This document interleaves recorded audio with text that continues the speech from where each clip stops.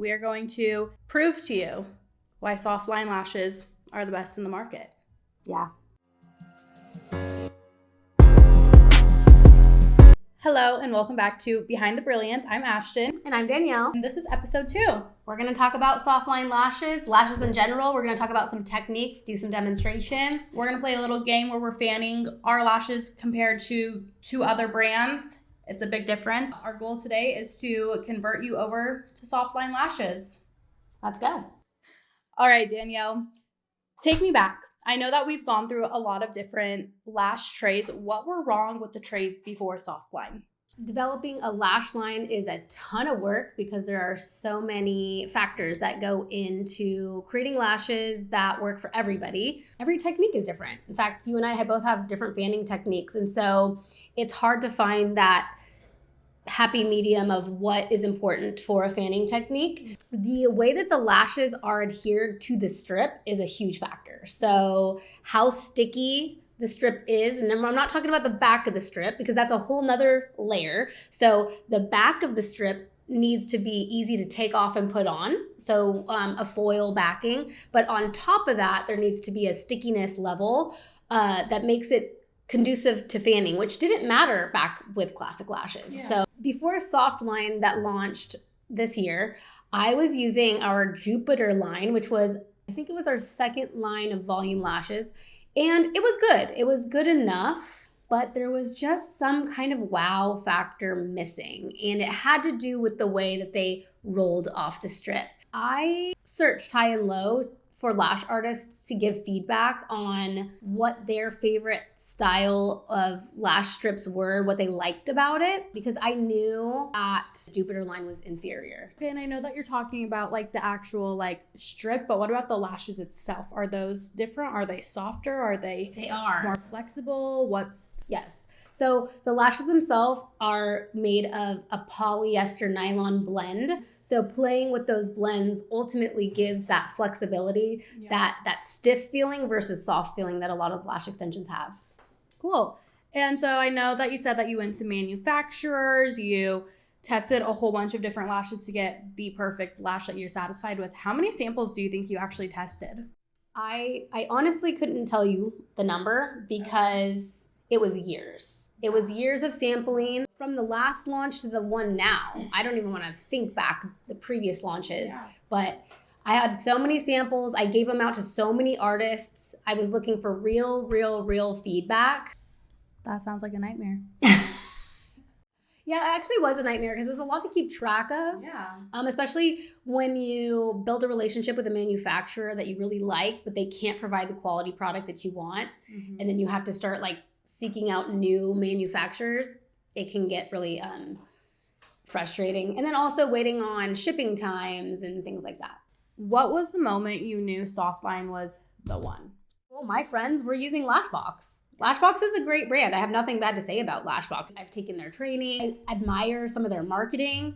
And all my friends were using Lashbox. And so I said, what about Lashbox do you love? And so I kind of got those descriptions and I found one. And I shared these samples with my friends. And I had multiple reviews that people said, I like these better than Lashbox. Wow, that must be such a great feeling to hear that you're the brand that you were trying to work up to, you actually were exceeding. Exactly what I was hoping for. A lot of Brilliant for me is I need access to lashes for me and my friends. And so I found it. What feedback from other artists changed the final product? Mostly fanability, if that's a word. It's based off of that experience.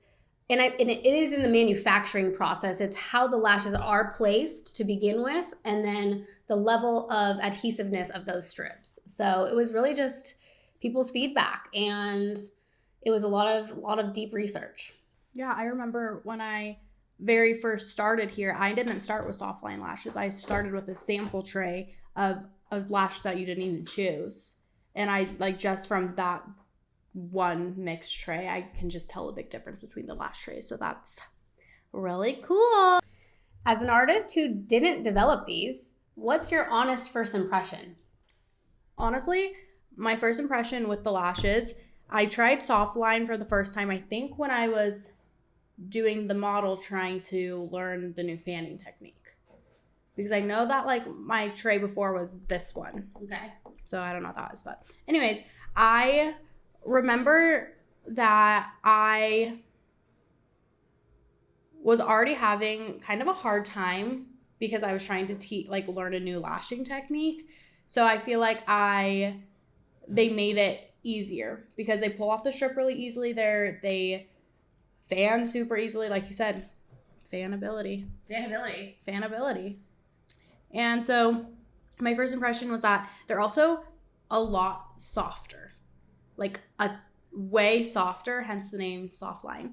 On the tray right here, we have 4 different strips, and like genuinely, like from the bottom of my heart, guys, I'm a very real person. Just like feeling these, like the difference in the softness, nothing compares to Softline. These are so lightweight. It's incredible. Like I can't even feel them on my eyes. Like I don't even notice. Like just like you can tell by like the density of them, like they are just so much softer, which is what everybody wants. Which one of those is Softline? The bottom. Okay. And you can tell that they're just like fluffier and softer. Also, another first impression that I have was I was like, wait, this lash tray has 20 lines. Yes, it's like, how do we get the most value out of our products? We're going through them so fast. And it's crazy now that I'm using these 20 line trays, I'm still going through trays so fast. So to think that, we used to start with 12 lines. 12 lines was our original Lash trays, had 12 lines, and then they went up to 16, and now it's 20. It almost leaves almost no room for branding on the tray. I could probably even make them bigger, but it increases manufacturing costs. And so trying to keep the costs low so can keep the prices low and offer the highest value trays. From another lash brand, you can get a lash tray with 16 lines for $17.90. But from Brilliant, you can get a lash tray $17 for 20 lines. For a lower price and more line. A pretty low cost for a high profit margin for how much we're charging for lashes. Yes. You're paying $1 or less per line. I would say I'm not using more than 2 lines of lashes on a client per appointment. So, I mean, that's a pretty good price break there. So thanks for looking that up. You're welcome. Yeah. And also, when you're a friend of ours, we love to be generous with coupon codes. So, I mean, if you're watching this now, we should make a discount code for the podcast. And we will. So if you're watching this, the code is on the screen. We do not know what it is yet, but it is right here. We're going to give it to you. So it's less than 17. All right. So, Ashton, what do your lash artist friends say when they try these? I love this question because I am, as you guys know, I'm like the social media marketer, all the things. So I'm also in charge of the PR. And when I told Danielle about my idea of sending out PR boxes, I was like, let me start with all of my Idaho babes back home. Like I need to convert them. So I sent, I think our first one was like 15 PR boxes. And most of them were to my friends back home in Idaho. And they were hooked immediately. We have some of them that have now entered our AMC club. People are just like obsessed. I genuinely have not heard one bad review. Honestly, I haven't either. Yeah. We don't get bad reviews. No. Actually. It's not bad. But yeah, everybody is hooked. How do you explain the difference to clients who ask about lash quality?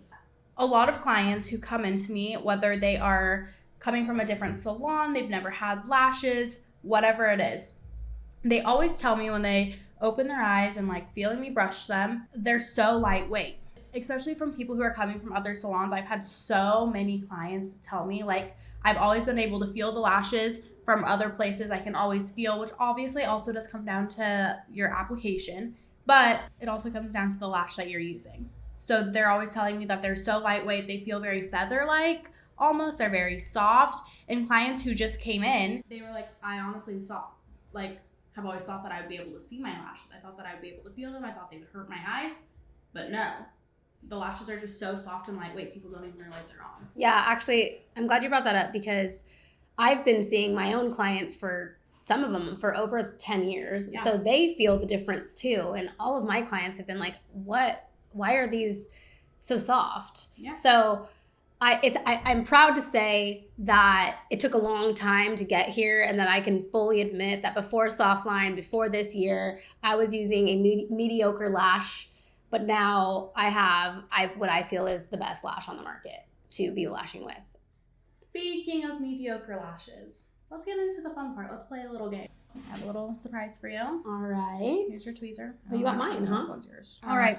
So on this lash tray, 4 different brands. This is our, I'm not going to say these 2 brands because. Yeah, so we have actually 3 different brands. We have 2 alternate brands, and then our old lashes, correct? Mm-hmm. That's the Jupiter. Jupiter. This is Jupiter, and this is Softline. So we're going to take turns creating fans for you so that you can see them in action. And so. Am I going first? You can go first. All right. Wait, this is a lot of pressure. You go first. Okay, I'll go first. I'm scared. All right, let's see how it goes. I don't know if you guys can notice, but I do kind of see like some like crinkling within the lash. Okay, yeah. Do you see that? Mm-hmm. They're kind of wavy looking. Ooh, those bases did not stay together. Okay. And like the actual base itself, that's pretty like thick. Oh, the base of this single lash. Yeah. Yeah, interesting. Yeah, sometimes the bases of the individual extensions can be thick because they're actually holding on to adhesive from the stick, the sticky. Do you want to feel them? Tell me what you... Oh, okay. Hard. Those are definitely a little harder. They're pretty thicker. Ooh, yeah. What a difference. I haven't pet them yet. Yeah. All right, let's see what I put in the frame. We'll do your little technique. You do your technique. We don't all have to do the same technique. I'm okay with it. I always say when I'm teaching... What is that? What happened there? A lot of crossover, a lot of crisscross. That's also can be a manufacturing thing. That's another big thing about there's so many manufacturers out there trying to do it, but not everybody could do it right. I don't know if you guys can tell, but like the lashes are like wiggly almost. Like they look like they just went through a crimper. I'm not gonna lie. Yeah. Well, they did, because technically in manufacturing they take a straight tiny string and they roll it on a rod that helps that determines the ultimate curl. So it could be, a heat manufacturing like defect. This is why I developed Brilliant, because I needed consistent products. But okay. I'm satisfied. Let's go on to the next. All right, we're gonna do the next lash brand, which is surprisingly crispy feeling. I do kind of feel like this was a spoolie. Oh, did I move it? I have it right here. So this is a decurled lash. Okay. I don't know. I'm going to need you to like tell me your thoughts, but I feel like all the way through the tips, these are a lot darker than any of the other lashes. Is it because it's a decurl? Oh, the level of curl shouldn't affect. Ooh, these are really weird. You see what I'm saying though? Like they're really dark. Like even throughout the top, I almost feel like the bottoms and the tops are the darkest, and then there's like. Well, you know what that is actually is they're a little bit more blunt at the top, and so okay, so a lot of artists work fine with loose bases like that because they have they're using a lot of adhesive, but yeah, these ones don't seem to want to like cooperate fully. Not good rolling lashes. But you know what? You're right. I think they're more blunt at the tip, which to me makes them a little look a little less natural. I agree. So you need a fine taper at the tip to achieve a very natural look. So that is something that I notice when I look at other artists' work online, is that when they're using lashes that oof. I also feel like they're not very flexible. Okay. Like I feel like these lashes are kind of stiff. Yeah, they're a little stiffer. Like I feel like normally I can just pull it out and it'll fan, but these kind of don't. Okay. They are pretty soft though, I will say that. But like I feel like the ends are stiff. Let's see if we can like roll that up for the camera a little bit there. Oh. Like the ends are just stiff. They are. They're really blunt. They are. They look kind of like they're the same all the way through. Like even these taper more. Which isn't going to give you any sort of wispy. This is what's going to give you that caterpillar effect. Yeah.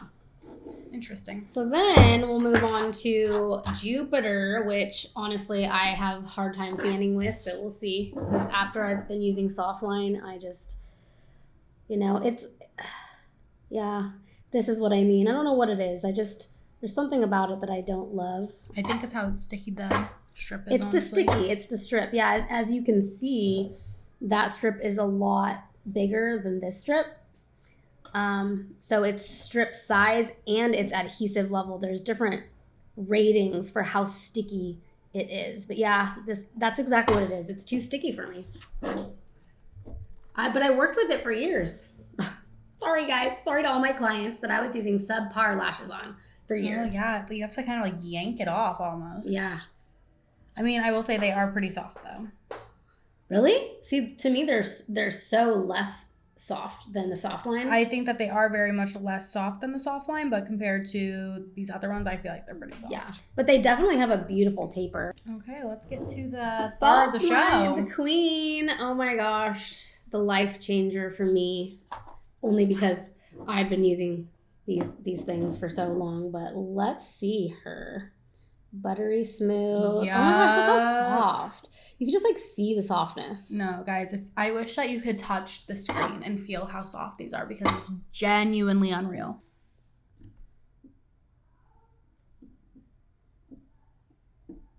Gorgina. Beautiful. Gorgeous. Beautiful, beautiful, beautiful. Obsessed. Obsessed. Look how those bases just stick together. Did you having a wrist thing? My wrist is like cramped. Well, lash artists, stretch out your wrists. Look at her. Like they're just so much more thin and lightweight. You can just tell by the way like each individual lash looks. Okay, this is a lot of pressure. What I also have noticed throughout these lash trays is that I almost feel like some of these lashes, like the curl is kind of inconsistent in them. Softline, the curl has always been consistent no matter what. Yeah, that's a tough one. That's a big one that comes up in manufacturing. In fact, with past experiences, I've had manufacturers send me just incorrect packaging. So it kind of sucks along the line. Like if you order 9s and 10s and they send you 9s and 10s, but they're the same, like they're labeled differently, but they're actually the same. Like what does the distributor do about that? So really just working with manufacturers that have high quality control standards and things like that. And so thank you for watching our little demonstration. So we basically talked about the past, the present, and in the future of Softline is that we do currently only carry 0.03s in single sizes. We carry many different sizes in mixed trays, 0.05s, Ls, Ms, CCs, Ds, a lot of varieties of mixed trays. We only carry single sizes in 0.03 because that's kind of what I teach with. That's what I believe in. So we will be adding more single sizes. But what I'm really striving to work towards is improved packaging. So lash extension cases, they either come in the plastic trays or the cardboard trays. To me, both of them are wasteful. So I am working with other packaging options that are more eco-friendly while still protecting the lashes in transit. So I just wanted to say that's kind of what's in the forefront. We also have a couple different samples of brown lashes coming in because we know that that's still a trend and we currently do not offer them. I've kind of been a big advocate for these because I just feel like a lot of people have been asking for them lately. So maybe we will do a little testing episode for brown lashes. Yeah. And I mean, complete transparency. Like I said, I've worked with multiple manufacturers of so many different of the products. And for whatever reason, the manufacturer that I'm dealing with for these lashes for the Softline, I'm not impressed with what they can do with brown lashes. And for some reason, the colored lashes, because they start as a clear, they just have a different texture. So I'm looking for that perfect soft texture in brown that matches the level of softness with the black. And I feel like it's also hard to get that like super soft, thin texture that we're wanting, because a lot of brands, I don't know if this is like a manufacturing thing, so correct me if I'm wrong, but a lot of brands only carry colored lashes in like 0.05s or 0.07s. Yes, because it's so hard to manufacture. Yeah. So I'm looking for 0.03s, super soft, because otherwise, you know, I don't even want to carry brown lashes, and that's why we don't. It's because I haven't found the perfect quality. Okay, fine. I'll go get in the factory and start making them by myself. Okay. Why certain curls work better for different eye. Oh yeah, let's talk about lashes. Let's do a little lash lesson. So, why do certain curls work better for different eye shapes? Well, here's a perfect example. Ashton needs a really curly lash. The way that her anatomy is, she has deep set eyes and have a little bit of a hood. And so her eye shape responds really well to a reverse cat eye with a CC or a D. And I've never heard of that. And that wasn't even something you did before you came here, huh? No. Me, on the other hand, I'm a C girl, and sometimes it's still already too curly for me. And so what this kind of comes down to, there is a lot of assessments you can make based on eye shape, but also the way that someone's lashes point is still going to vary. I could have identical eyes to Ashton, but our lashes could just be like slightly different angle, and that's still going to affect how the curl looks. So literally a couple weeks ago, I did somebody's lashes, and we were looking at her Instagram pre her appointment because it was like an important appointment for her, whatever. And we were like, okay, she has really hooded eyes. Let's use a deeper curl. Let's use like a CC or a D. She comes in, I send Danielle a picture, and I'm like, I don't think so. And we actually ended up having to do a C, even though rule book says that you're supposed to be using a heavier curl for hooded lashes, for hooded eyes. So honestly, just you have to take into account their lashes, their anatomy, how their like face is structured. If you need to learn more, you can check out the Ultimate Lash course for more information on that. And you got lucky because that was a client who was coming in for a one-hit wonder before her wedding, which I never recommend any clients getting one full set before their wedding. You should get a full set, then get a refresh right before and do a trial. But a lot of times you have to just work with your client and say, hey, look, what I do today is I'm going to try to do my best to achieve the look that you're looking for. But at your next appointment, we're going to review what you loved and what you didn't love, because you really have to leave that room for feedback and for the client to, you know, for you and the client to grow into the perfect style. Because I think with you, I don't think we nailed it right away. No. We were doing, and I think we did open eye. I think we did doll eye. I think we never did the cat eye, but we did do C's on me, and I absolutely hated it. Yeah, C's don't even work. That's why I feel like sometimes we should probably just try D's on you, just see what happens. Do it. But yeah, we reverse cat-eyed her. We did that. I think we made that transition like a month ago. I think a little longer, but it's been good. Yeah. And I'm actually going reverse cat-eye, but I can try all kinds of different things. I have I have a generic eye shape, so. Yeah, you have very versatile eyes. Base adhesion improvements. What are some ways that you can enhance your base? Well, using good quality lashes, as you just could see, fanability is going to affect your base big time. Actually, how well your tweezers are performing can also affect that. Yeah. And then just, everyone's got a different method for dipping adhesive. I always say less is more, because you don't want a really thick base. Oh, am I recording that? Longevity differences clients notice with the new lashes. I think that since we can get the bases so small and they're so soft and flexible, they wrap easier on lashes. Yeah. I don't think I place any lashes that don't wrap. No matter what angle you come in at with your fans, and specifically Softline lashes, I feel like they all wrap perfectly, and so I feel like that makes them last longer and have better retention. Yeah.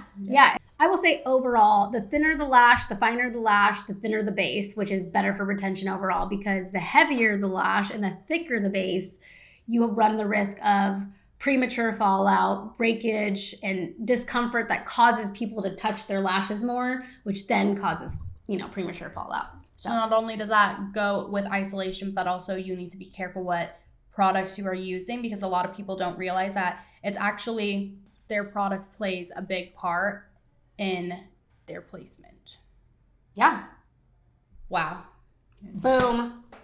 That was a great That was a great discussion. Thank you for watching episode 2 of Behind the Brilliance, where we are diving deep into each product each week and showing you what we're doing just real time, because we have a bunch of samples coming in of, like she said, brown lashes, tweezers. I actually have some other products I haven't even told Ashton about coming. So we're just using this opportunity to share with you what we're already doing.